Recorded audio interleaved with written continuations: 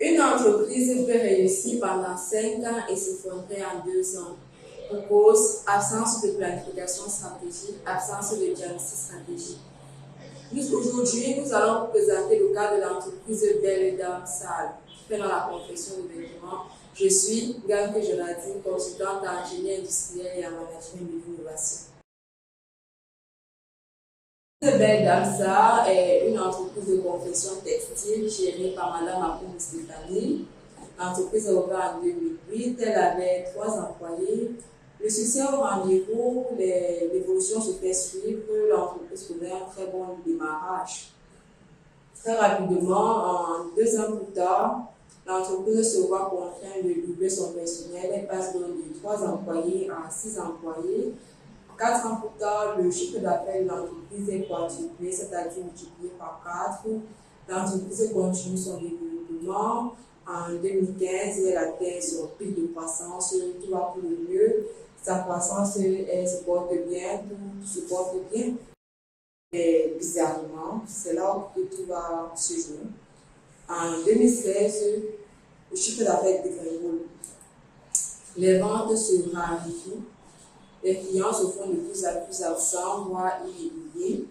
Ils vont de plus en plus vers la concurrence, soit attirés par les nouvelles technologies.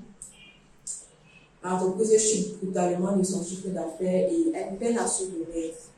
Madame Akoum pense que la situation va s'améliorer, mais bizarrement, elle ne se remet pas en question. Elle ne se demande pas qu'est-ce qui n'a pas marché, qu'est-ce qui peut marcher.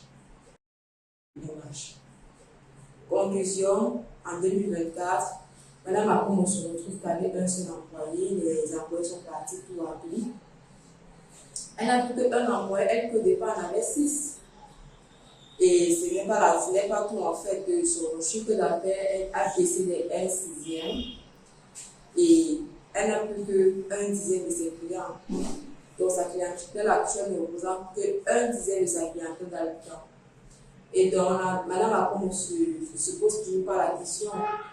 Elle a pour faire une conversion. Et dans quel domaine? Dans le domaine de la boisson. Elle envisage d'ouvrir un stack à boisson. Pourquoi? Parce qu'on lui a dit que les snacks sont rentables.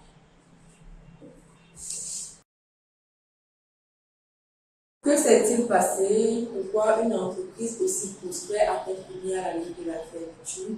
Et surtout, comment éviter cela? Nous avons essayé d'analyser les différentes causes qui ont été les déclencheurs ou bien qui étaient les causes racines du départ des clients. Nous pouvons d'abord noter que Mme Akoum n'a jamais fait de planification stratégique, c'est-à-dire qu'elle ne s'est jamais remise en question par rapport à son activité. Elle n'avait pas de vision claire, elle n'avait pas de plan clair. Elle ne s'est jamais concentrée à évaluer les différents concurrents qui entraient tout à tout dans son marché et qui notaient ses parts de marché. Elle ne s'est jamais assise pour évaluer quels étaient les besoins des clients, quelles étaient les attentes que les clients demandaient de plus en plus. Parce que comme vous le savez, on peut avoir un besoin aujourd'hui et ce besoin change demain. Elle ne s'est jamais assise pour étudier le comportement d'achat de ses clients. Elle n'a pas non plus anticipé sur les opportunités à venir. Elle n'a pas anticipé sur les opportunités de digitalisation. Elle n'a pas anticipé sur les opportunités de développement de prêt-à-porter. Elle n'a pas anticipé sur les opportunités d'extension à travers les réseaux sociaux. Elle est restée dans sa logique et dans son cadre que tout va bien, je fais que je gagne toujours marché. Et comme ça a toujours marché, ça marchera toujours. Résultat, elle a connu une chute assez un peu drastique. Et vous pouvez penser que c'est le cas, ce sont des cas rares en termes d'entreprise, mais il y a beaucoup d'entreprises qui se retrouvent dans des situations comme ça.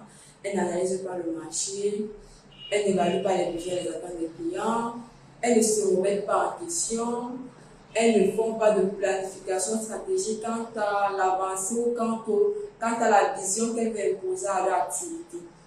Et donc, à travers ce cas, si nous comprenons l'importance et le fondement d'une planification stratégique dans le développement de l'activité de l'entreprise.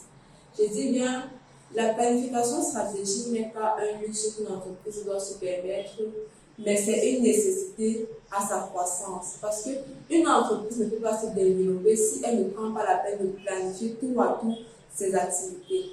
Alors,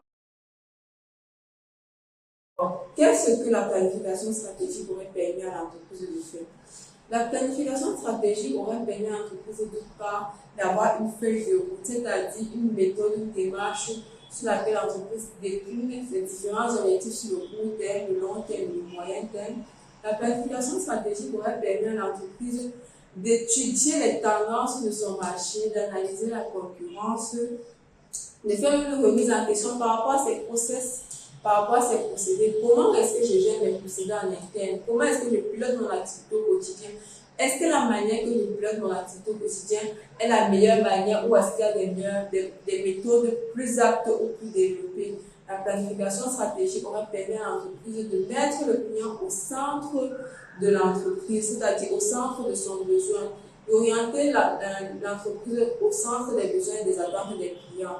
Donc, si Mme Akomo avait mis un peu un accent approfondi et sur la stratégie de l'entreprise et sur l'aspect marketing de l'entreprise, elle ne se serait sûrement pas retrouvée dans ce cas-là.